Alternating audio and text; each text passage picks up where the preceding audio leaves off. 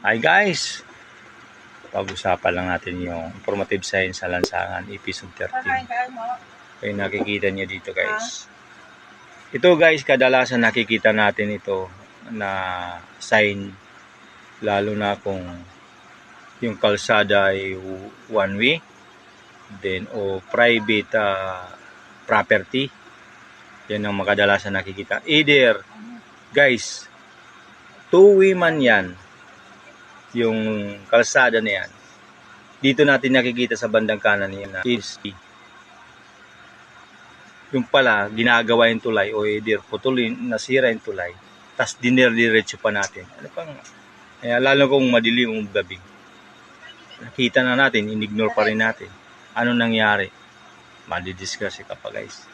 Either yung ahead niyang ano na yan, mayroon gumagawa, diba? Sa mga dahilan, diba? Either yung kalsada niyon kaya nilagay nyo na entry, either delikado yung papasokin mo yun, diba? Sinabi ko nga ngayon, one way. Kaya guys, maging aware po tayo dyan. Sunod-sunod din minsan pag may time. Panoorin po mong video. Maraming salamat.